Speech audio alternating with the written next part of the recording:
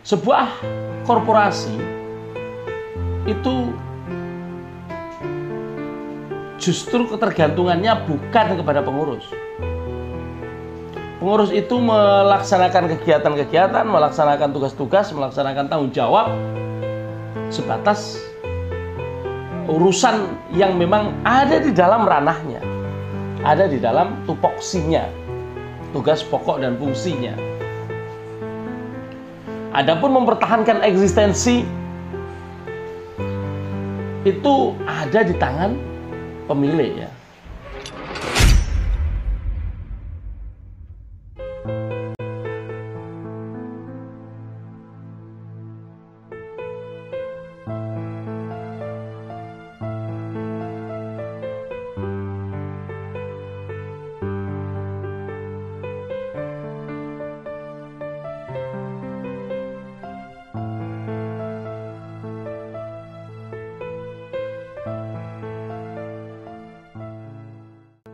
Halo, assalamualaikum warahmatullahi wabarakatuh, teman-teman VTuber dimanapun Anda berada. Selamat pagi, apa kabar semuanya? Mudah-mudahan sehat ya.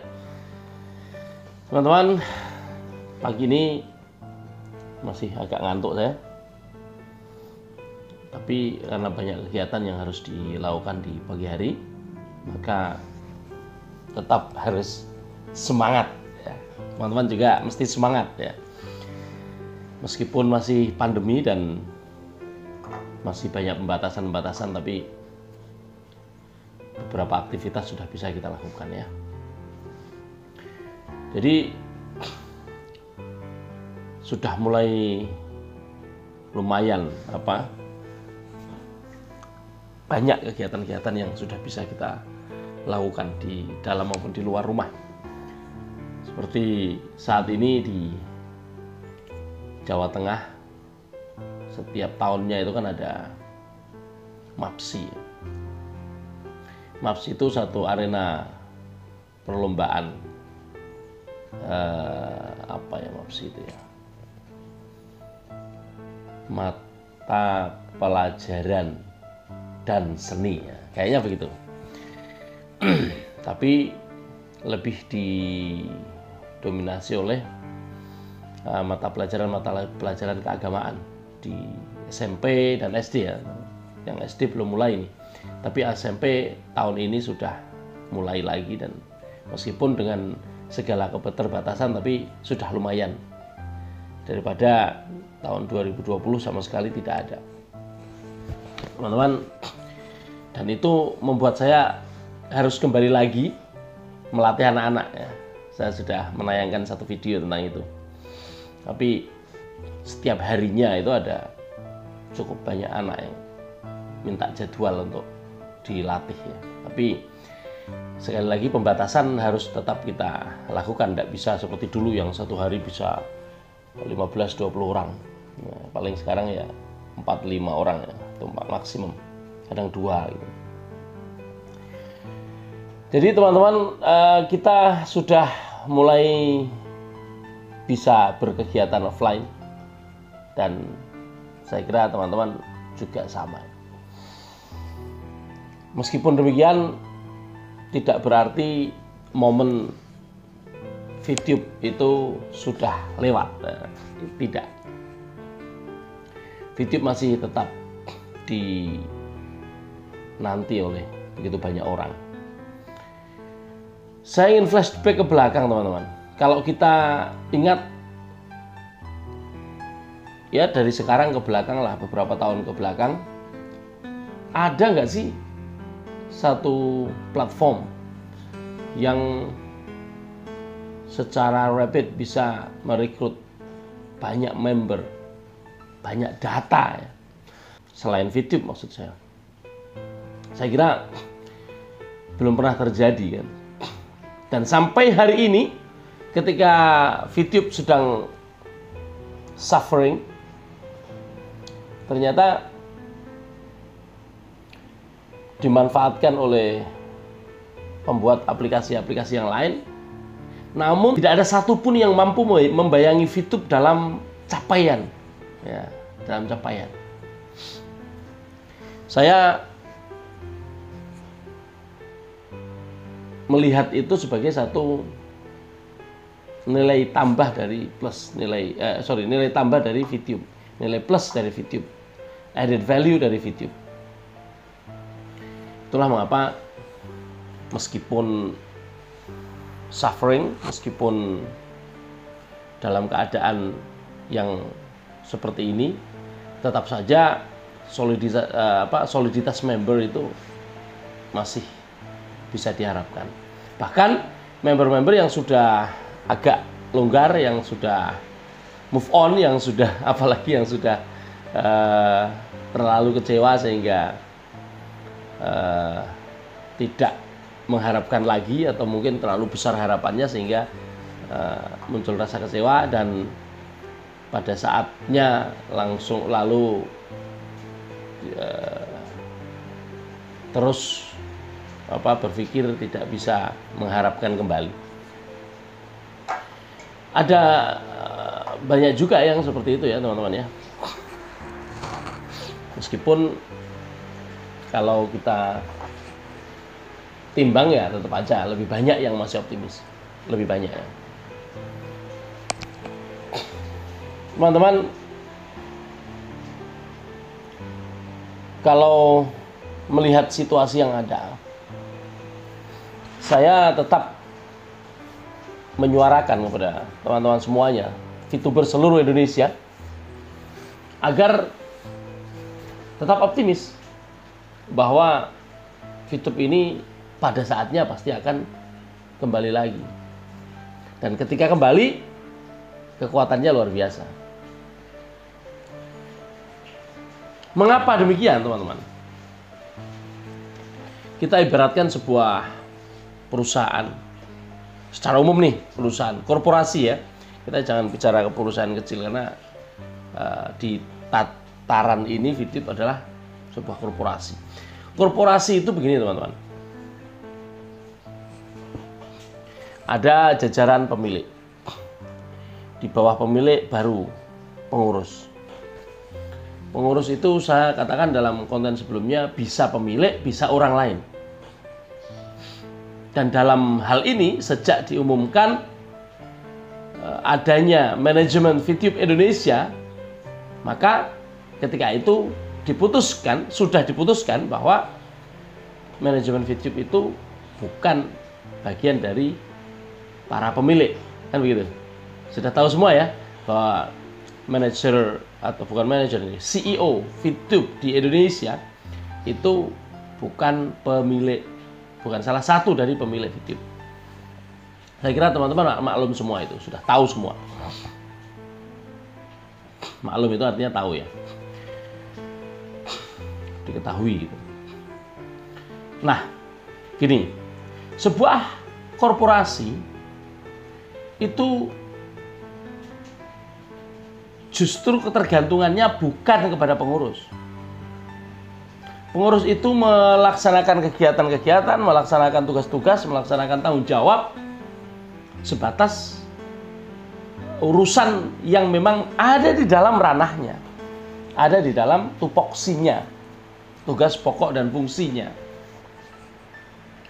Adapun mempertahankan eksistensi itu ada di tangan pemilik ya. Jadi pemilik paling atas nih. Pemilik ini belum tentu ikut ngurusin keseharian, atau belum tentu ikut menjadi tim pelaksana kegiatan. Pelaksana kegiatan itu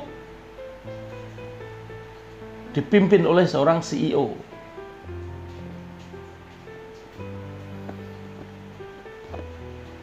Nah, baru di bawah CEO ada COF, ada macam-macam lah. F berarti financial, COO berarti operational, dan lain sebagainya. Sepanjang yang dibutuhkan, di bawah itu baru manajer-manajer kalau ada. Itu entah ada entah tidak, kayaknya tidak ada sampai level manajer ya. Tidak terlalu banyak level. Atau mungkin kalau ada, mungkin saya tidak tahu aja. Oke, tidak terlalu penting ini. Yang penting adalah apa? Ketika jajaran pengurus itu bukan merupakan pemilik dari video, maka ketika diberhentikan atau ketika tidak aktif seorang pemilik atau sekelompok pemilik, bisa saja menunjuk orang lain untuk menggantikannya, untuk menggantikan para pengurus. Apakah yang diganti satu atau diganti keseluruhan, kan bisa aja.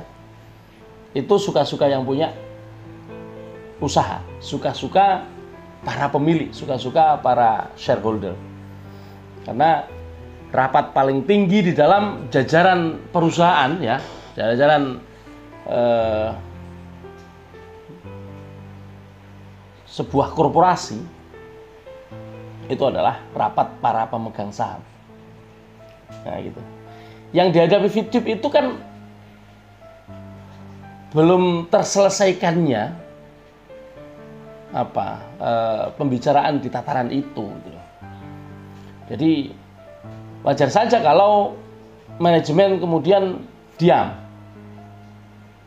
karena manajemen bukan pihak yang mempunyai keputusan tertinggi.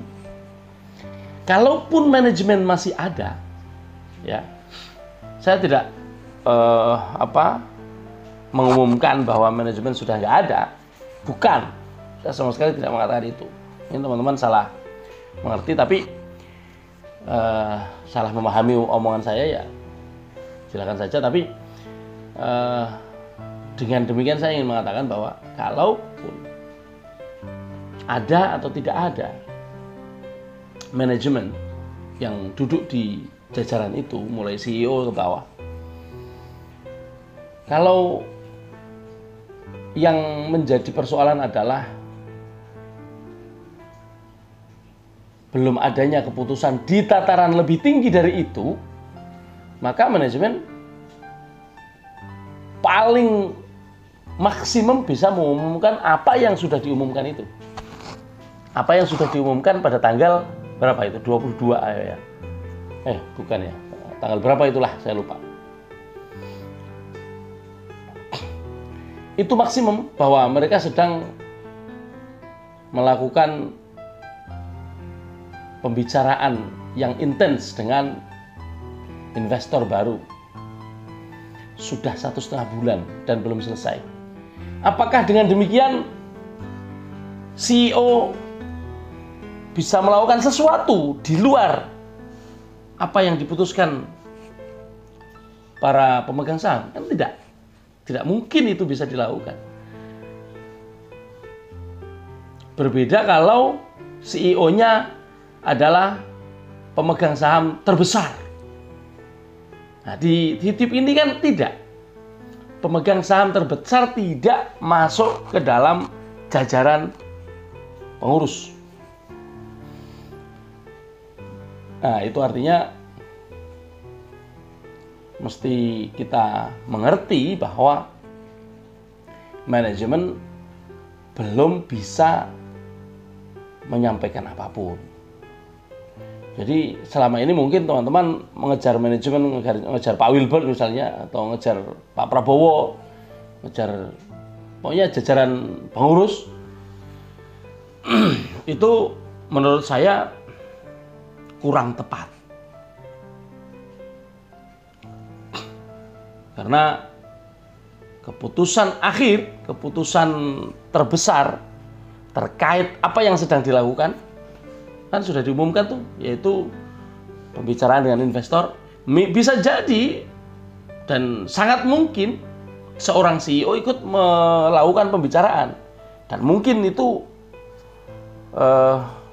salah satu tupoksi yang sudah ditentukan. Tapi kalau dia si CEO atau si pimpinan manajemen itu bukan bagian dari pemilik, dia bisanya hanya mengkoordinasikan berbagai pihak yang ada itu, bukan memutuskan. Nah, ini sesuatu yang harus diputuskan, maka yang memutuskan harus orang yang tepat. harus pihak yang memang memiliki otoritas untuk membuat keputusan. Itu aja teman-teman. Nah, adapun bagaimana kondisi dan apa yang sedang dibicarakan sampai hari ini, sampai tahap apa, kemudian sudahkah ada kesepakatan, saya belum tahu. Kita akan terus berusaha untuk mencari update. Tapi ya itu tadi, saya berharap teman-teman jangan salah alamat ketika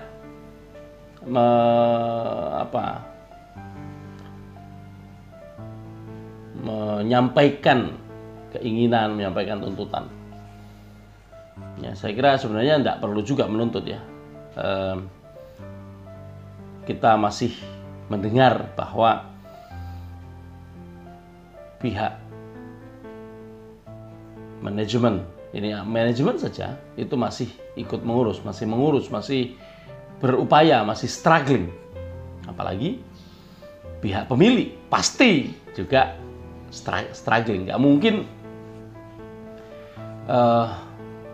orang-orang yang tidak mempunyai